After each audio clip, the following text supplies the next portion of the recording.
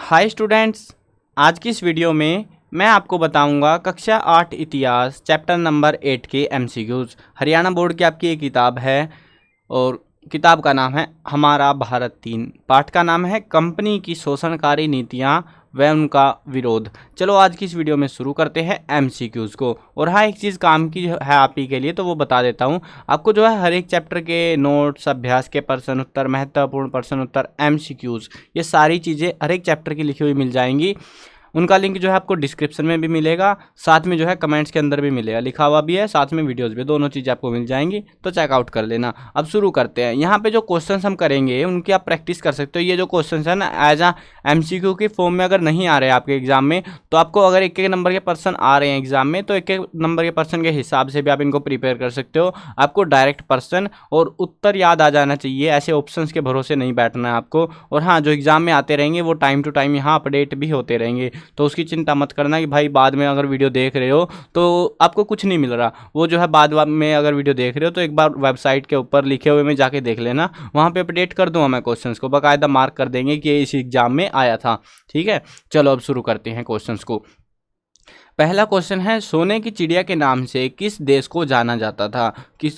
क्या सोने की चिड़िया, इस सोने की चिड़िया के नाम से किस देश को जानते थे? आप भी प्रैक्टिस कर सकते हो, जैसे मैं वीडियो में बोल रहा हूँ ना कि ऑप्शन आएंगे, ऐसे क्वेश्चन पढ़ूंगा, तो आप अपने मन में भी सोच सकते हो भाई ये उत्तर रहेगा। अगर आपने चैप्टर पढ़ रखा है तो आपकी प्रिपरेशन इस तरीके से भी कर सकते हो। बाकी मैंने हर एक क्वेश्चन के आंसर जो है हिडन है, ठीक है ना, तो इससे भी आप प्रैक्टिस कर सकते हो वेबसाइट पर जाके डायरेक्टली भी, वो आपकी इच्छा है। अब शुरू करते हैं यहाँ पे इसको। तो ये जो सोने की चिड़िया के नाम से किस देश को जानते हैं हम? भारत को, श्रीलंका, इंग्लैंड, फ्रांस। तो किसको जानते हैं? भारत को, अपने प्यारे देश भारत को हम जानते हैं।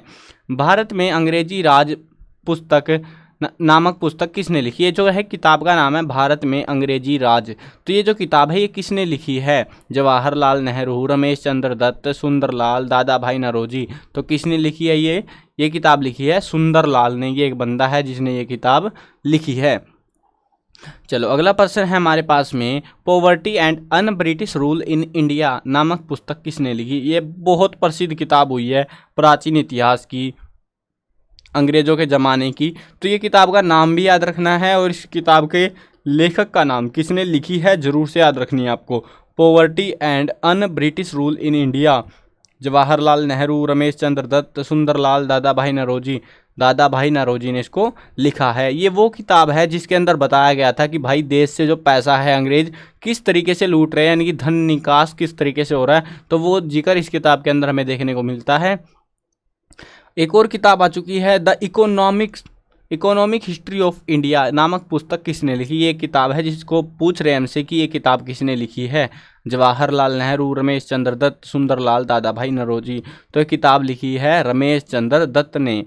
लॉर्ड कहाँ भाग रहा था तू? पकड़ लाया मैं इस लॉर्ड को वापिस से। लॉर्ड कॉर्नवालिस भारत का गवर्नर जनरल कब बनाया गया? यानी कि भारत आया वो कब जो है उसको गवर्नर जनरल बनाया गया था? 1786, 1820, 1790, 1793।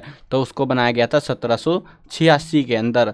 रैयतवाड़ी व्यवस्था कब लागू की गई? 1786, 1820, 1790, 1793।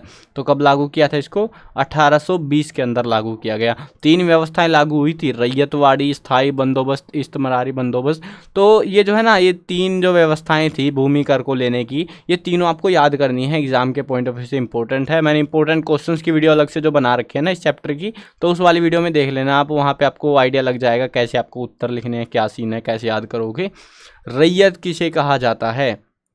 जमींदार, राजा, सेनापति, किसान। तो रैयत कौन है? किसान। मतलब अंग्रेजों ने क्या किया था, किसानों से सीधा समझौता किया था, इसी वजह से इसको किसानों को रैयत कहते थे उस टाइम पे, और रैयतवाड़ी व्यवस्था उसको नाम दिया गया बाद में किसानों की वजह से। ठीक है। Poverty and un British rule in India नामक पुस्तक की रचना कब की गई? अब ये तो पता होगा सबको, अभी थोड़ी देर पहले पढ़ के आए किसने लिखी है ना। अब हमसे पूछ लिया कि कब की गई थी इसकी, ये किताब कब लिखी गई थी? तो 1876, 1820, 1790, 1893। कब लिखी गई थी? 1876 के अंदर लिखी गई थी ये किताब। दिल्ली से कलकत्ता तक के शेरशाह सूरी मार्ग को पक्का करवाकर उसका नाम क्या रखा गया? एक रास्ता था जो दिल्ली से सीधा कलकत्ता जाता था, बड़ा रास्ता था, तो उस रास्ते को अंग्रेजों ने पक्का करवाया और उसका एक नाम रख दिया। अब अंग्रेज भाई अपना नाम रखेंगे या भारत वालों का? सोचो जरा, अंग्रेजी नाम रखेंगे ना, तो वही हुआ था Shershah Suri Marg, grand trunk road, great road, Shershah road. तो कौन सा रखा गया? Grand trunk road. तो ये जो है अंग्रेजी नाम है, क्योंकि अंग्रेजों ने बनवाया तो भाई अंग्रेजी रखेंगे अपने नाम। निम्नलिखित में से कौन सा विद्रोह किसानों का है? चुआर विद्रोह, रंगपुर विद्रोह, हरियाणा में जाटों का विद्रोह, उपरोक्त सभी। तो ये सारे के सारे जो विद्रोह हैं ये किसानों के द्वारा किए गए थे। ईस्ट इंडिया कंपनी ने बंगाल में कच्चे रेशम की पैदावार को कब बढ़ावा दिया?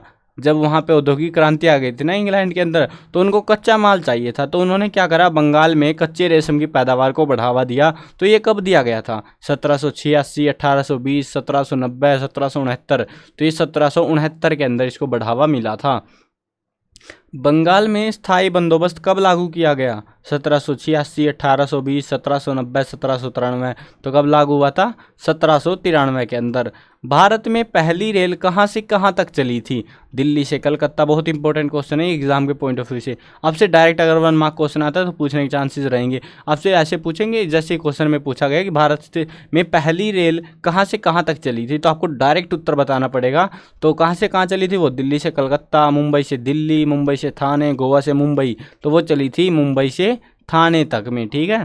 प्लासी का युद्ध कब हुआ? ये तो भाई मैंने पिछले चैप्टर में भी बताया था, याद कर लेना, सबको याद करना ही है ये वाला क्वेश्चन। कब हुआ था? प्लासी का, बक्सर का, ये दो याद रखने हैं आपको। तो यहाँ पे पूछा है प्लासी का युद्ध कब हुआ? 1757, 60, 63, 64। तो 1757 के अंदर ये युद्ध हुआ था। प्लासी का युद्ध में बंगाल का नवाब कौन था? कौन था वहाँ का नवाब जब युद्ध हो रहा था उस टाइम पे पूछ रहे हमसे, ठीक है।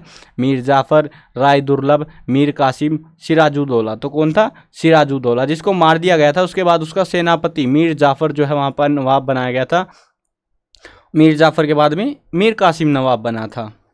प्लासी के युद्ध के बाद बंगाल का नवाब कौन? अरे भाई चीटिंग हो गई यार, मैंने क्वेश्चन का उत्तर बता दिया पहले ही।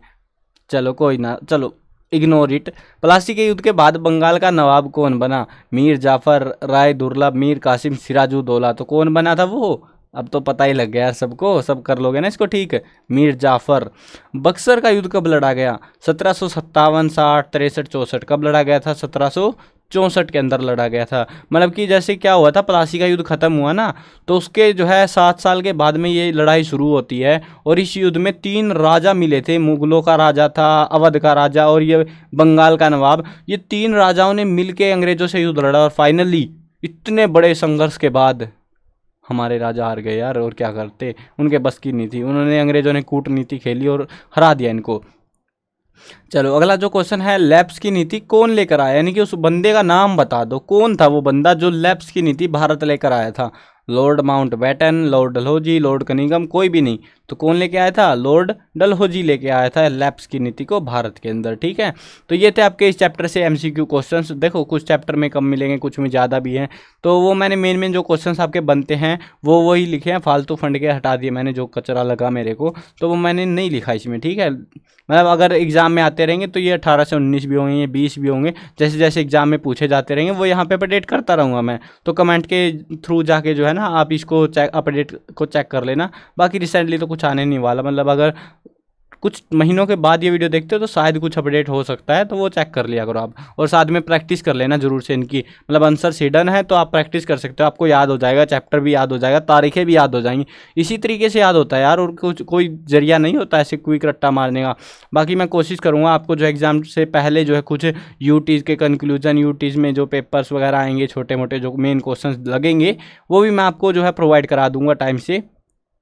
चलो अब वीडियो ख़त्म करते हैं। मैं कवर करने वाला हूं क्लास 1 से लेकर 12th तक सभी सब्जेक्ट की वीडियो, हिंदी मीडियम और इंग्लिश मीडियम दोनों में होने वाली है। तो सब्सक्राइब करो, साथ में घंटी दबाओ ताकि कोई भी अपडेट आए आपको बिल्कुल टाइम से मिल जाए।